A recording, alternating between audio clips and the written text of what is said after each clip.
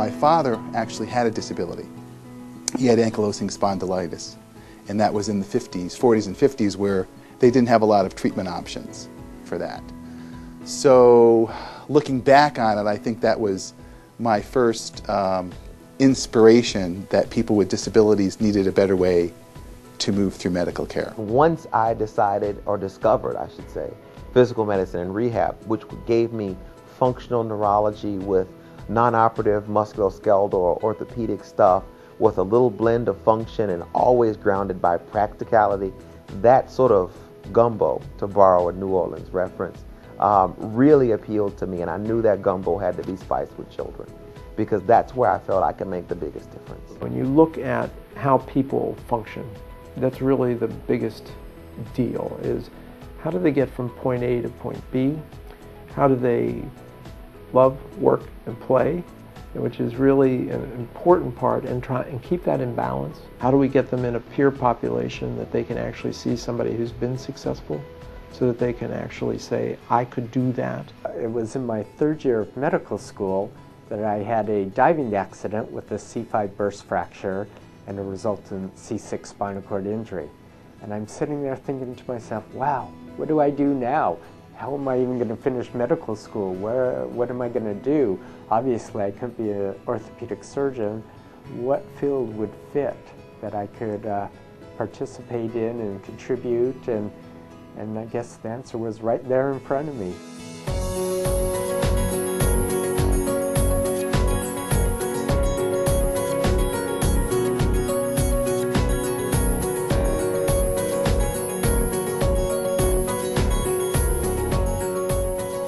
We're a patient-centric specialty. We're not just going to look at the x-ray and do an injection. And I think really putting the patient and their family first is really a unique characteristic of our specialty. And I think as medicine has evolved to be more customer service oriented, that we're actually one of the specialties that can role model that for other specialties, because that's who we are. We want to know the patient. We want to know what their values are, what their goals are, not just what we think we can do. Our patients can teach us how to be better doctors, how to be better persons, how to be better practitioners of medicine. I think that rehabilitation is also an educational intervention, and that we are teaching patients new skills, adaptive strategies, compensatory mechanisms. And at the end of the day, our primary outcomes are their performance. I feel like a physiatrist is uniquely skilled to be able to identify their concerns, to understand how the disease or illness or the condition is going to impact the patient's life, be able to predict their needs, and then coach them through the process. I think the team model and the understanding of how to work together with team members is also a core value for our field. I really think we have been as thoughtful as anyone. I think a key core value is the understanding of the interaction of different systems and the fact that their interaction will alter the patient, as opposed to looking at the patient as just one system altered. And most of medicine, if not all of medicine except for what we do, is really focused on a system, an organ system.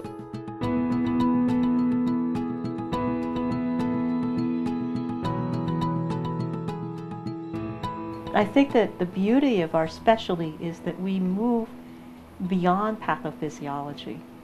We move beyond the biomedical model, and we take a much deeper look at the human being and how they're interfacing with their world and also what they desire to do in their lives.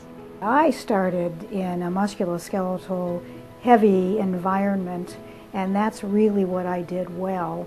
And I morphed into this more inpatient related kind of thing, but still to pay the bills. I did all the musculoskeletal kinds of things. And now I'm really more of a global viewer of disability and health. It's one of the fascinating things about rehab medicine is that, you know, you can pick what you want to think you want to do going in the door in rehab medicine. Then you can get exposure to a lot of different things and be competent in a lot of different things coming out of residency. decide what you want to do, but then evolve.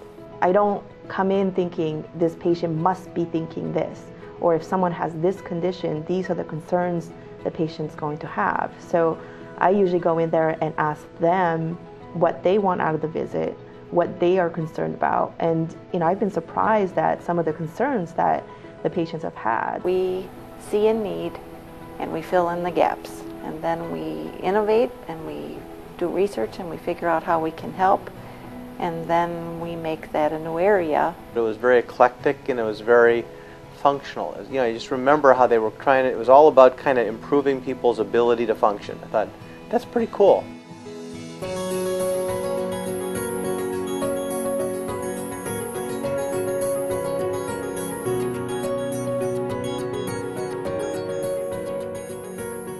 If you look across the specialty, just about everything we do, whether it's pain injections or whether it's rehabbing a spinal cord patient, it's really to restore quality to life.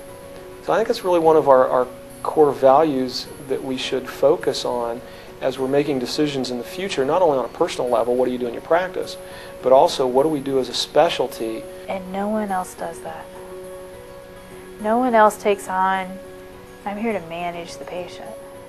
And when you think about the embodiment of what it means to be a doctor, that's what it is. When the students come through clinic, they often exclaim at the end of clinic, like, wow, I didn't know that PM&R was all of these things, and you have such a wide variety of patients, and you can help so many different kinds of patients. And and they see the common thread there that, of course, is through various different conditions. I'm sure everyone you've talked to has said, I really love what I do. Most people, I would say 90% plus, have to say that, because we do.